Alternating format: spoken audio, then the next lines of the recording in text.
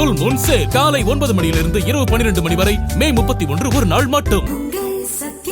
47 எம்எல்ஏக்களை வைத்துக் கொண்டு எடப்பாடி பழனிசாமி ஆட்சி அமைக்க முயன்றதாக குற்றம் சாட்டிய அமைச்சர் ஆதவர்ஜுனா, உதயநிதியை முதலமைச்சராகவும் இபிஎஸ்ஐ துணை முதலமைச்சராகவும் ஆக்க பாஜக தரப்பு கூட்டு சதியில் ஈடுபட்டதாக அவர் பகீர் குற்றச்சாட்டை கிளப்பியுள்ளார். மேலும் தேர்தலில் தோற்ற பின்பும் கூட்டணி கட்சிகளை கேள்வி கேட்கும் திமிரும் பண்ணையார்த்தனமும் தான் திமுகவின் தோல்விக்கு அடிப்படை காரணம் எனவும் ஆதவர்ஜுனா விமர்சித்துள்ளார். தமிழ்நாட்டில் மதச்சார்பினையும் சமூக நீதியை காக்கணும்னு ஒரு அரசியல் இருக்கும். அதில் உறுதியாக இருந்து இன்னைக்கு இருக்கக்கூடிய காங்கிரஸ் கட்சி தோழர்கள், கம்யூனிஸ்ட் கட்சி தோழர்கள், விசிகே கட்சி தோழர்கள், ஐஎம்ஓ தோழர்கள் கட்சிகளுடைய ஒட்டுமொத்த கூட்டணியை உருவாக்கியது எங்களுடைய தலைவர். இது மிகப்பெரிய வரலாறு. இந்த கட்சி தலைவர்கள் பணத்திற்காகவோ அதிகாரத்திற்காகவோ ஆசைப்படுபவர்கள் கிடையாது. எங்கு உண்மை இருக்கிறதோ, எங்கு மக்கள் செல்வாக்கு இருக்கிறதோ, எங்கு மக்கள் நம்பிக்கை இருக்கிறதோ அந்த இடத்துலதான் இவங்க எல்லாரும் இருப்பாங்க. திமுக காலத்துல சிஎம் ஃபண்ட், முதலமைச்சர் குடும்பம் ஃபண்டுன்னு ஒண்ணு இருக்கும். அதுக்கப்புறம் அமைச்சர் ஃபண்டுன்னு ஒண்ணு இருக்கும். பார்ட்டி ஃபண்டுன்னு ஒண்ணு இருக்கும். அதுக்கப்புறம் அதிகாரிகள் ஃபண்டுன்னு இருக்கும். இன்னைக்கு முதலமைச்சர் ஃபண்டுன்னு சொல்லக்கூடிய முதலமைச்சர் குடும்பத்திற்கான ஊழல் இல்லை. அமைச்சர் ஃபண்டுன்னு சொல்லக்கூடிய ஊழல் இல்லை. கூட்டணியை உருவாக்கின பிறகு திமுக தலைவர் திரு மு க ஸ்டாலின் அவர்கள் கூட்டணியில் இருக்க அமைச்சரவை விமர்சிச்சார். எங்க கிட்ட எல்லாம் சொல்லாம போயிட்டாங்க, எங்க கிட்ட சொல்லிட்டு தான் அவங்க அமைச்சரா இருக்கணும், இவங்க செஞ்சது தவறு. அதுல திரு ஏ ராஜ் அவர்கள் ரொம்ப வாயில சொல்ல முடியாத அளவுக்கு வார்த்தைகள். நான் ஒன்னே ஒண்ணு பதிவா கேட்கிறேன். திமுகங்கிறது தனி கட்சி, காங்கிரஸ்ங்கிறது ஒரு தனி கட்சி, ஐஎம்எல்ங்கிறது தனி கட்சி, கம்யூனிஸ்ட்ங்கிறது ஒரு தனி கட்சி, விசிக என்பது தனி கட்சி. தேர்தல் முடிந்த பிறகு அந்தந்த கட்சியுடைய உயர்நிலை குழு எடுக்கக்கூடிய முடிவை கேள்வி கேட்கக்கூடிய அதிகாரம் திரு மு க ஸ்டாலின் அவர்களுக்கு எங்க வந்தது? எங்க வந்ததுன்னா, ஏன் தோத்தாங்கன்னு கேள்வி கேட்டுட்டு இருக்காங்களே, இந்த பண்ணையார்த்தனமும் இந்த ஆதிக்கம் தான் அவங்களுடைய தோல்விக்கு காரணம். இன்னைக்கு வரைக்கும் புரியல அவங்களுக்கு. பிஜேபியோட சேர்ந்த மிகப்பெரிய தோல்விகளை அதிமுக தொண்டர்கள் எவ்வளவோ எலெக்ஷன்ல வேலை பண்ணி அவங்க சரி வேற வழி இல்ல கட்சி போக வேண்டியதாச்சுன்னு இருந்தாங்க. ஆனால் மிகப்பெரிய சூழ்ச்சி ஒண்ணு உருவாக்குனாங்க. அதுதான் அதிமுகவுடைய தொண்டர்களுக்கு அவங்களுடைய ஒட்டுமொத்த அரசியல் வாழ்க்கையும் கேள்விக்குறிவாக்கி அவங்க புரட்சி தலைவி அம்மா இல்லையேங்கிற ஒரு வருத்தத்தோட இன்னைக்கு தமிழக வெற்றி கழகத்துக்கு வந்திருக்காங்க. அது என்ன சூழ்ச்சி? அந்த சூழ்ச்சி எல்லாருக்கும் தெரியும். இது தமிழக வெற்றி கழகத்தோட தலைவரோ நானோ சொல்லல. எலெக்ஷன் முடிஞ்ச ரிசல்ட் வந்துகிட்டே இருக்கு, 108 நிக்குது. ஆனா அன்னைக்கு நைட்டு திமுக தலைமையில் இருக்கக்கூடிய திரு உதயநிதி அவர்களும், அந்த பக்கம் அதிமுக கூட இருக்கக்கூடிய திரு இபிஎஸ் ஐயா அவர்களும், அந்த பக்கம் சில தொழிலதிபர்களும் சேர்ந்து ஒரு கூட்டணியை உருவாக்க எல்லா முயற்சிகளும் நடந்துச்சு. இப்ப லேட்டஸ்டா எம்எல்ஏக்கள் சொன்னாங்க, அந்த 47 பேரு எம்எல்ஏ மீட்டிங்ல பாண்டிச்சேரியில் நடந்துச்சு.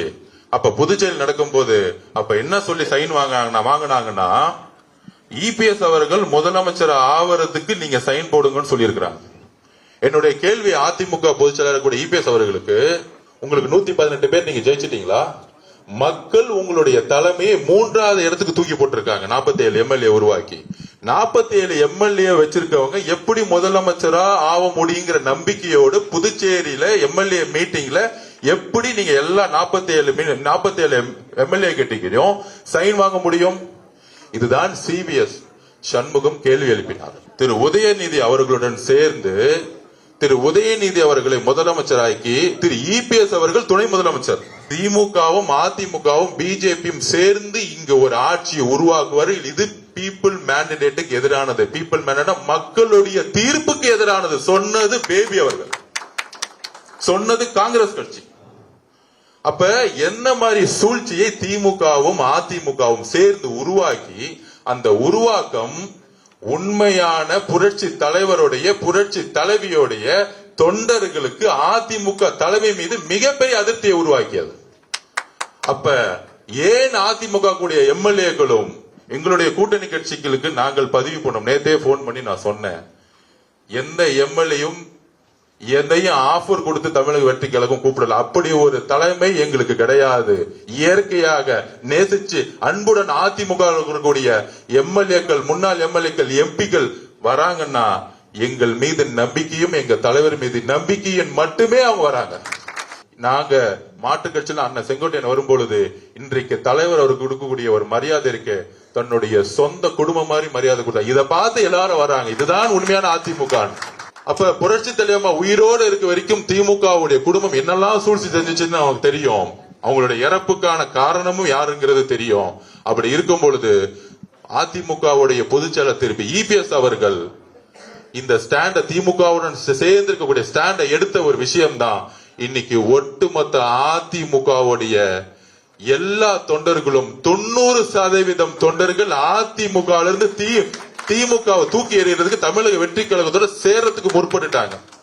முன்னாள் முதலமைச்சர் ஓபிஎஸ் அவர்கள் சேர்ந்தாரு திமுக போய். எங்கிருந்தோ இருந்து தேனியில இருந்தவரை, சாதாரணமானவரை அந்த அம்மா முதலமைச்சர் ஆக்கி அழகு பார்த்தாங்க, ஒரு சாமானியன. ஆனா அந்த அம்மா இறந்த பிறகு ஒருவேளை நமக்கு சீட்டு கிடைக்கலாம், அரசியலிருந்து ஒதுங்கணும்னு அவருக்கு தோணல. எந்த திமுக புரட்சி தலைவர் அம்மா அவர்களை தூக்கி எறிந்ததோ அதே கட்சியில போய் இன்னைக்கு ஒரு எம்எல்ஏவா இருக்கிறார். இந்த இவருடைய வீழ்ச்சி நாளைக்கு திமுக பக்கம் போய் சேரக்கூடிய நிலைமை வரக்கூடாதுன்னு இன்றைக்கு தமிழக வெற்றி கழகம் மட்டும்தான் ஒரே நம்பிக்கைன்னு ஒவ்வொரு அதிமுகவுடைய நிர்வாகிகளும் அண்ணன் செங்கோட்டையன் வந்தா எப்படி வந்தாரோ அதே மாதிரி எல்லா நிர்வாகிகளும், ஒன்றிய செயலாளர், கிளை செயலாளர்ல இருந்து எல்லா நிர்வாகிகளும் எழுதி வைத்துக்கொள். இன்னும் ஒரு மாசத்துல 90% நிர்வாகிகள் எல்லாரும் அதிமுக இருந்து தமிழக வெற்றி கழகத்தை நோக்கி வரணுங்கிற வேண்டுகோள் ஆல்ரெடி கொடுத்துட்டாங்க.